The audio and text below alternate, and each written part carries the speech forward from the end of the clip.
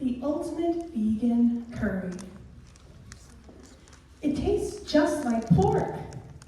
Tabatha caught the phrase across the crowded refectory, like a verbal klaxon in amongst the chatter, words leaping from the lunchtime babble of students and office drones. Holding herself back from vocalizing her thoughts, if you really were a vegan, you'd have no idea what pork tasted like. She felt her lip curl. Tabatha had never been to Morven's before, but knew it by reputation. Idiotic comments apart, she liked it.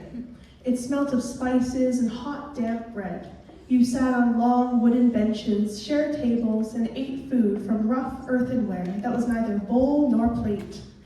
Morven himself was a bear of a man who managed both cooking and front of house, leaning through the service hatch while stirring pots to direct his only waitress, Willow, distributing saucers of some morsel or other. Free tasters, samples gratis. Tabatha liked that touch. She would be back, even if it meant a bus ride across town.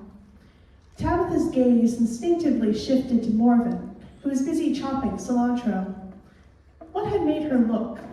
She felt sure it had been Morven momentarily glancing at her. Had he overheard the comment too?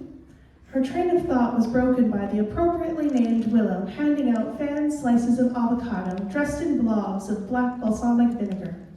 She gave the pale girl who smelt of sandalwood a glare so harsh the saucer was snatched back and given to the diner on the next seat. Satisfied, Tabatha returned to her ultimate vegan curry, mung beans on the side, and Virginia Woolf paperback. She finished her lunch as other patrons left the establishment. Enjoying each bite and lost in her book, she failed to notice the time. She would miss her bus if she didn't hurry. At the exit, she found Morven waiting for her, wiping his meaty hands on a checkered tea towel. Willow was cleaning tables, the lunch shift over. The shutter was already down over the hatch, a cloth thrown over the till. Tabatha was the last customer. Not a fan of my avocado, Morven wondered. It's not vegan, she snapped.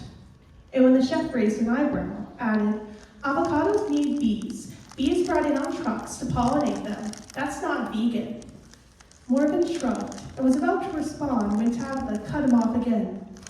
Losers define veganism as excluding all forms of exploitation of and cruelty to animals as far as is possible and practicable. But that's just a cop-out, isn't it? As far as is possible and practicable. You can make that justify any abattoir byproduct you want. Morven looked impressed, like he never considered the point.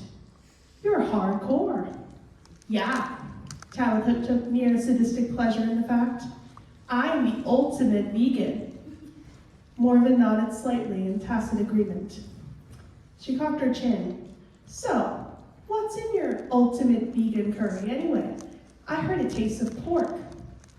Morven shrugged again, as if every question required a mental effort just to decide whether it was worth answering. Vegetable curry has vegetables. Lamb curry has lamb. Tabatha's eyes narrowed. She didn't like being taken lightly. Why not admit it was just tofu, or a tofu loaf? What seasonings were used? Come into the kitchen. I'll show you exactly what's in it. And Tabatha did. With a taste of Morven's checkered cloth stuffed in her mouth as he dragged her towards the kitchen where she saw the flash of a chef's knife as Willow sliced her throat. Tabatha glimpsed the remaining ingredients. Root vegetables, beans, spices, set out on the countertop as she was pushed into the polished steel sink to bleed out. She died, looking at a blurred reflection of what gave Morven's ultimate vegan curry its piquant porkiness, herself. The ultimate vegan, tasting just as all human flesh does, like ordinary pig meat.